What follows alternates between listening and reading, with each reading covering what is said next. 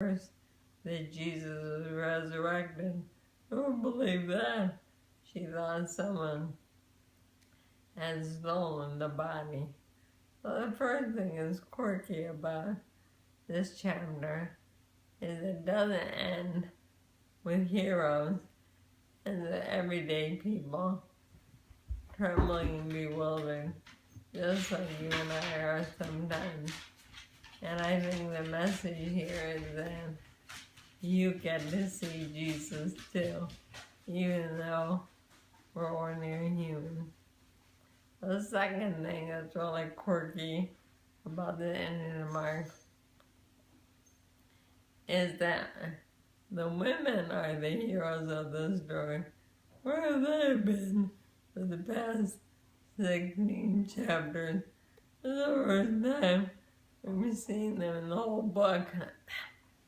And I hate to tell you, but the reason for that is back in biblical times, women were not equal to men.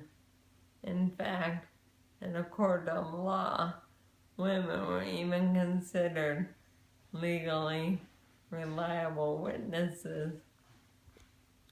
So if you were making up the Easter story, you would not have the first witnesses be female. You would have, you're making up the story, you got a couple of reliable guys to see the resurrected Jesus. In all four Gospels, even though the Easter stories are inconsistent on many facts, all four Gospels have the first witnesses to the first ever resurrection of a dead person be the women, the females. You know, we had a board meeting a few weeks ago, and my granddaughter Sahana sat in on it. Nobody put Sahana's name in the minutes as being present at that board meeting. Nobody paid much attention to Sahana's opinion, but she was there just as much as everybody else. And that's kind of like what women were in biblical times. Mary Magdalene was present from the beginning of Jesus' ministry, but she didn't get mentioned in the board minutes until this quirky ending, until the Easter story. Mary Magdalene made the divine exchange with God about 3 years ago up in Galilee. She is from the town of Magdala, which is a town in Galilee. And the Bible says that when Mary met Jesus, she was healed of 7 demons.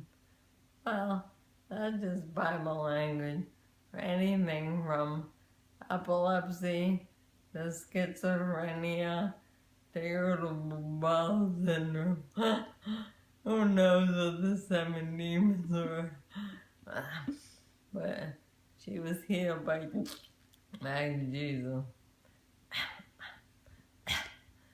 After that, the Bible says that Mary followed Jesus, not just spiritually, but physically. She was there for everything in the Bible for the next 3 years. And she was not a prostitute. That was a rumor that got started in the Middle Ages. Actually said that Mary took care of Jesus and disciples financially, so she may have been a woman of some means. Also, whenever we see a list of women in the Bible, Mary Magdalene is always named first, just like when we see a list of disciples. Peter is what we need first. Most people believe that she was a leader. They put her name first on all the lists because Mary Magdalene was a leader among the female disciples of Jesus. So Mary Magdalene made the divine exchange. Mary Magdalene acted on it by caring for Jesus and supporting his ministry. But she screwed up just like the rest of us when the angel told her to go tell the disciples. She said nothing to anyone because she was so bewildered and afraid. And I think Mary Magdalene went through the my God, Act 4 of the Easter story. You know, people always think that I am suffering the most with ALS. But I really think my husband suffers even more than I do. And I think when Mary Magdalene stood there at the cross, watching someone she loved more than anyone else in the whole world be whipped and mocked and stripped and nailed to a cross and slowly die an agonizing death. She must have been suffering terribly. But here we have this last chapter, a glimpse of future glory coming. And Mary Magdalene got to be the very first person to witness Jesus resurrected. The first quirky thing about this story is everybody screws up the end. The second quirky thing is the women are the main characters. I think the third quirky thing is that none of the bad guys witnessed the resurrection. Caiaphas, Pilate, all the people, they never got to see the miracle.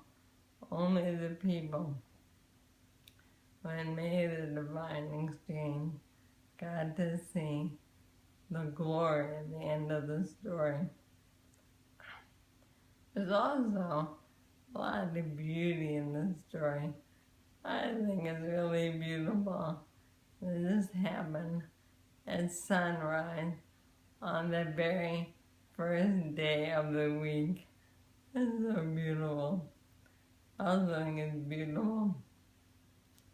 The angel said, go tell the disciples and Peter.